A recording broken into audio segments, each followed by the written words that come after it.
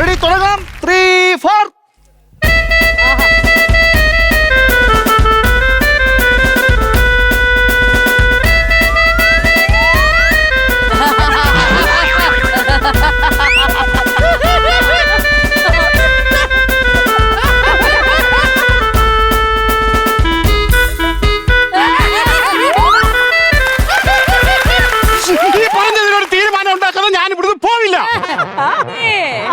യാതിന് നീയൊന്നും കേട്ടില്ലേ?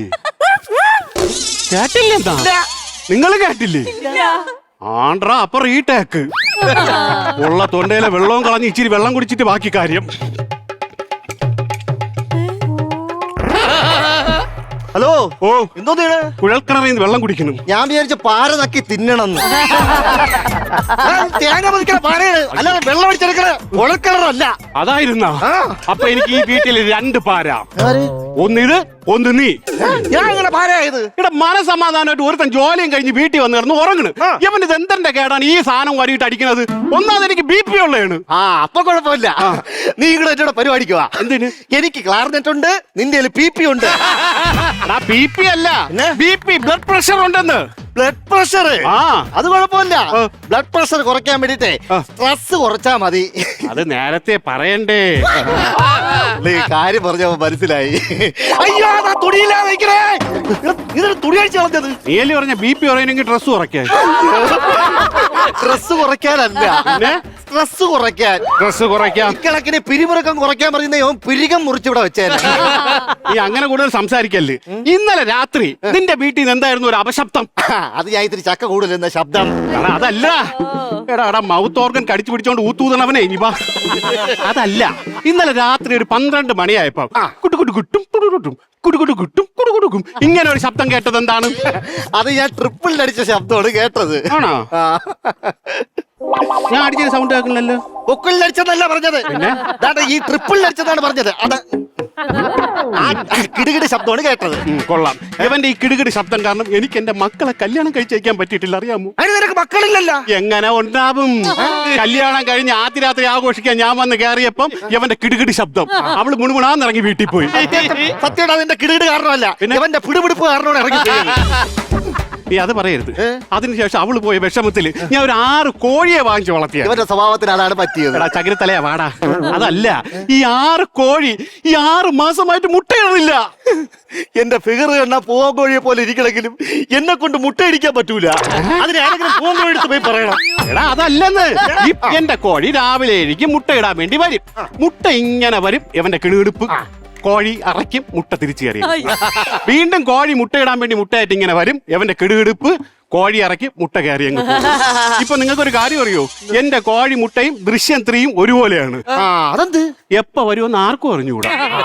അത് കുഴപ്പമില്ല, ഒക്ടോബർ കഴിയുമ്പോ വരും കോഴിമുട്ടയല്ല ദൃശ്യം 3. ദൃശ്യം 3 വന്നാ മതി. വേറൊരു കാര്യമുണ്ട്. പിന്നെ നീ ബഹളം കാണിച്ചാ ഇതെല്ലാം കൂടെ വാരി പറക്കിട്ട് ഞാൻ കത്തിക്കും.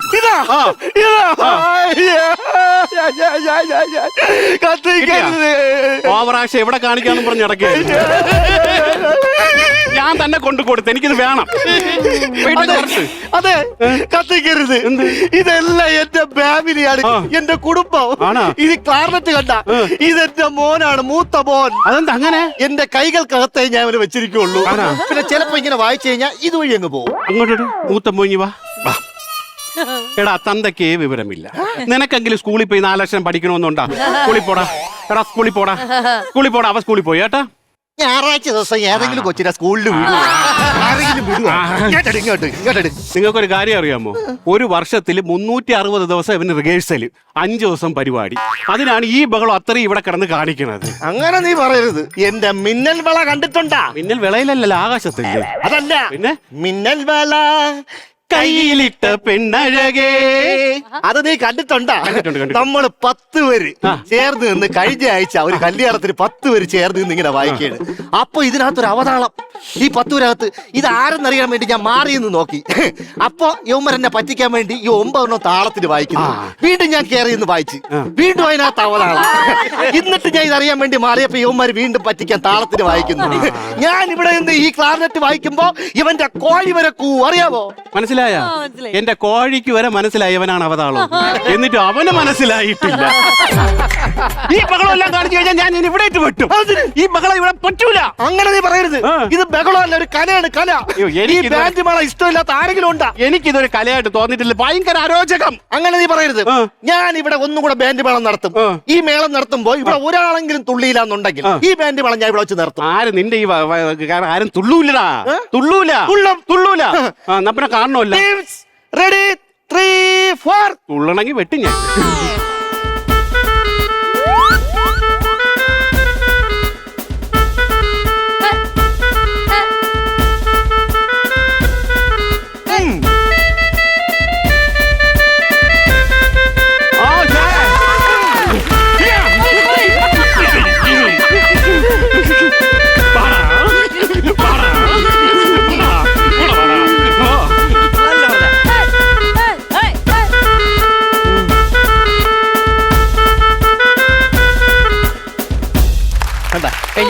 തുള്ളി വന്ന് തുള്ളി അവിടെ നട്ട മാമൻ തുള്ളി, അഖില് വന്ന് തുള്ളി.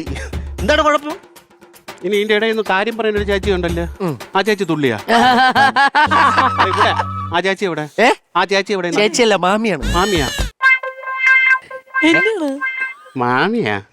പിന്നെ വിളി. മാമന്റെ മാമിയല്ല, പിന്നെ അത് വേറൊരു മാമന്റെ മാമി. അങ്ങനെ എന്നാ പിന്നെ വിളിച്ചാണ്. മാമി വിളിച്ചോ? വിളിച്ചോ? മാമി, ഒരു കാര്യം ചോദിക്കാനാണ്. അതെ, ഇവിടെ ചെറിയൊരു പ്രശ്നത്തിൽ നിൽക്കുകയാണ്. ഈ ബാൻഡ് വേളം കൊള്ളാമോ കൊള്ളൂലോ എന്നുള്ള കാര്യത്തിന് തീരുമാനം ഉണ്ടാക്കി തന്നാ നമ്മളങ്ങ് അതുവഴി അങ്ങ് പോവായിരുന്നു.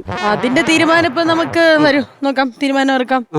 അഖിലേ, എനിക്ക് എന്താണ് തോന്നുന്നത് ബാൻഡിന്റെ കാര്യത്തില്? നല്ലതല്ലായിരുന്നോ? നല്ലായിരുന്നു. ഞാൻ തുള്ളി, മാമൻ തുള്ളി. ചേട്ടാ എന്നെ ഡാൻസ് ആയിരുന്നു, വൻ പവറിലായിരുന്നു കേട്ടോ അവിടുന്ന് ഡാൻസ് ഒക്കെ. പണ്ട് ഒരുപാട് ഉത്സവത്തിന് ഗാനമേളക്ക് ഡാൻസ് ഗംഭീരം. എന്നാലും സ്കിറ്റ് എല്ലാവർക്കും ഇഷ്ടപ്പെട്ടല്ലോ?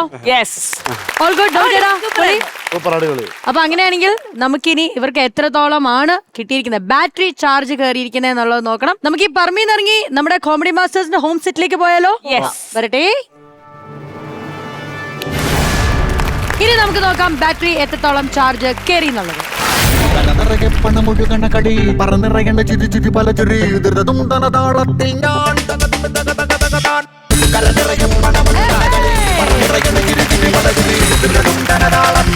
30,000 rupees ആണ് നേടിയിരിക്കുന്നത്. കൺഗ്രാറ്റുലേഷൻ. അടുത്ത തവണ വരുമ്പോഴേ നമുക്ക് ചാർജ് കൂട്ടണം, എന്നാലേ നമുക്ക് ഓണം മെഗാ പരിപാടി അടിച്ചു പൊളിക്കാൻ പറ്റുള്ളൂ. ഇത് സംഭവം രഞ്ജിത്ത് മാമൻ വേഷപ്പകർച്ച ചെയ്താലേ പരിപാടി. അതൊന്ന് ട്രൈ ചെയ്ത് നോക്കണം കേട്ടോ. All right. അപ്പൊ എന്തായാലും ചേച്ചി നമുക്ക് ബാങ്ക് ഓഫ് ബോംബെയിൽ നിന്നും 30,000 ഈ ടീമിലേക്ക് കൊടുക്കേണ്ടതാണ്.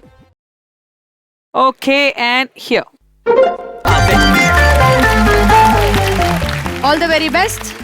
അടുത്ത തവണ നമ്മൾ മേക്കപ്പിൽ കാണണം, കണ്ടിരിക്കണം.